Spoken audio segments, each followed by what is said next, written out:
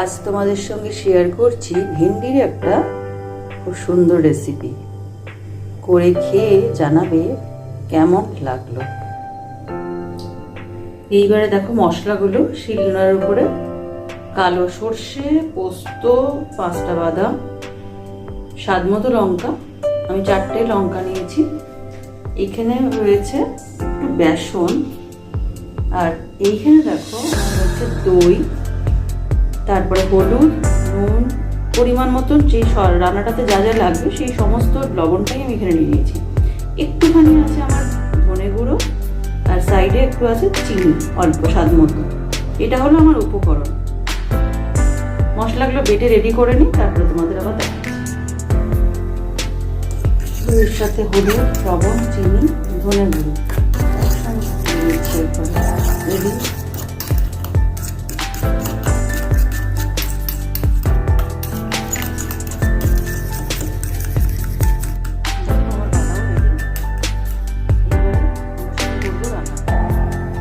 সর্ষের তেল দিয়ে রান্না করছি। সর্ষের তেলের পরিমাণটা দেখো, এটা প্রয়োজনটা শুধু আমার এই বেসনটা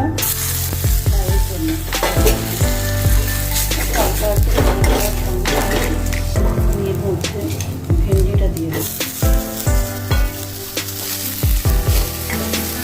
সব মশলাগুলো দিয়ে দিয়েছি একসঙ্গে, দই, তারপরে যে বাটাটা ছিল সর্ষে, পোস্ত, বাদাম, এগুলো কিন্তু ফ্রাই করে নিয়ে একটু নাড়াবো, নাড়িয়ে জল দিয়ে পরিমাণ মতো জল দিয়ে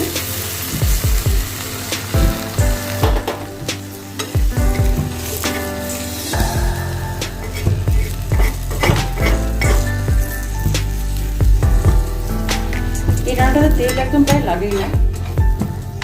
তো এবারে শুধু এটাকে ঢাকা দিয়ে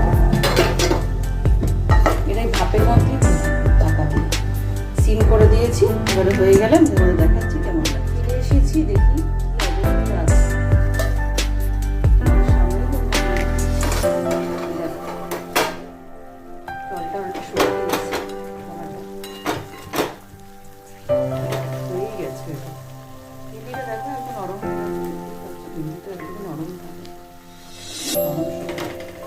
ইচ্ছা করে এর উপরে তোমরা বাটার ছড়িয়ে খেতে পারো, কিন্তু আমি এটা এরকমই, এটা কমপ্লিট রান্নাটা হয়ে গেছে। বাড়িতে বানিয়ে হয়ে গেছে।